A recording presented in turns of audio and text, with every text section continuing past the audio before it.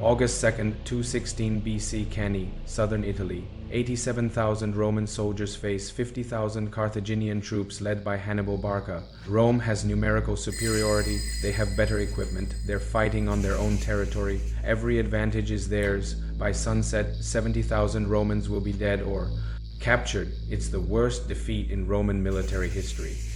And it happens because of one man's tactical genius. This is the Battle of Cannae, the most perfect tactical victory ever recorded.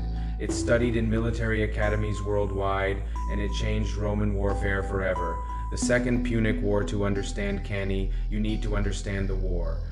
Hannibal is the son of Hamilcar Barca, a Carthaginian general who fought Rome in the First Punic War. Carthage lost. Hamilcar made his son swear eternal hatred of Rome. In 218 BC, Hannibal invades Italy with an army including war elephants. He crosses the Alps, loses half his force, but makes it to Italy.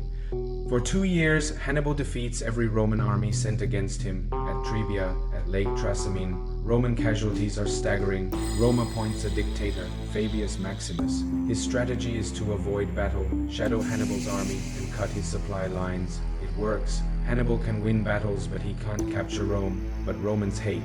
This defensive strategy they call Fabius the Delayer. They want decisive battle. In 216 BC, Rome raises the largest army in its history.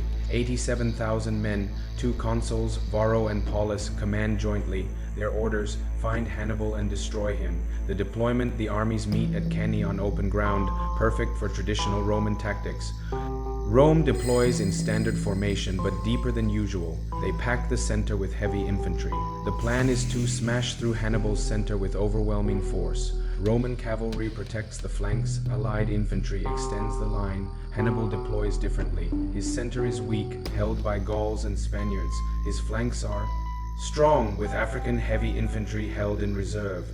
Hannibal's cavalry, superior to Rome's, positions on the wings. The Romans see the weak center. They think Hannibal made a mistake. They're confident. They're wrong. The battle begins with cavalry clashes on the wings. Hannibal's cavalry is better trained, better led. They drive off the Roman cavalry quickly in the center. 80,000 Roman infantry advance. They crash into Hannibal's Gauls and Spaniards.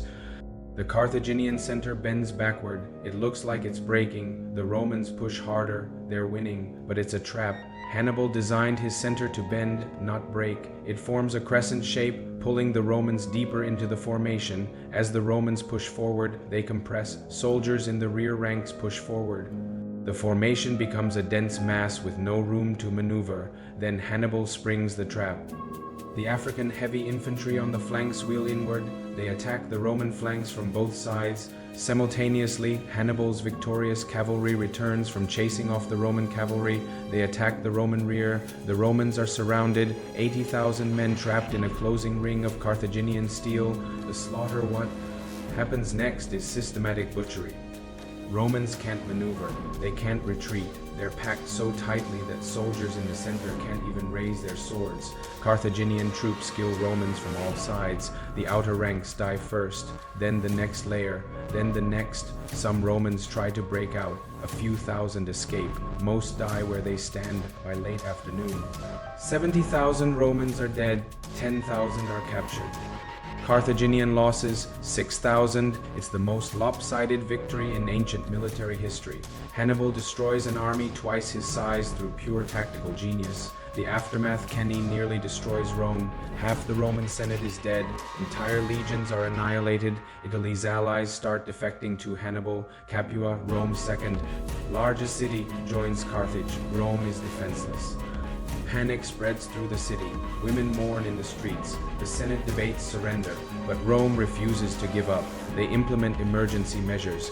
Every able-bodied man is drafted. Slaves are freed and armed. Debtors are released from prison to fight. They raise new armies using unconventional methods. Boys too young, old men too old, anyone who can hold a weapon. But Hannibal doesn't march on Rome. Historians still debate why. Maybe he lacks siege equipment. Maybe he knows he can't hold a city without reinforcements from Carthage that never come. His cavalry commander, Maharbal, reportedly tells him, "You know how to win a battle, Hannibal, but not how to use the victory." Rome returns to Fabius's strategy. Avoid battle, attack Hannibal's allies, cut his supplies. It's frustrating, unglamorous, but it works. For 13 more years, Hannibal campaigns in Italy. He never loses a major battle, but he never wins the war. Rome is learning. Eventually, Rome invades North Africa, threatening Carthage itself. Hannibal is recalled to defend his homeland. At Zama into Ota BC, Roman general Scipio defeats Hannibal using Hannibal's own tactics against him. Carthage surrenders, but Cannae changes Roman military thinking forever. Rome abandons the idea that bigger is better. They study Hannibal's tactics, they improve cavalry, they emphasize flexibility and maneuver. The lesson of Cannae, that tactical brilliance beats numerical superiority, becomes fundamental to Roman military doctrine. Every general from Caesar to Napoleon studies Cannae. The double envelopment, surrounding the enemy from all sides, becomes the holy grail of military tactics. Closing August 2nd, 216 BC, one afternoon. In southern Italy, Hannibal surrounds and destroys the largest army Rome ever fielded, 70,000 dead through tactical perfection. Rome survives, Hannibal eventually loses the war, but Cannae lives forever in military history. It proves that genius can overcome numbers, that deception beats strength, that the perfect battle is possible. For 2,000 years, generals have tried to replicate Cannae. Most fail, because Hannibal's achievement that day wasn't just winning, it was winning perfectly. Subscribe to Sword and Pen, where military might meets political power.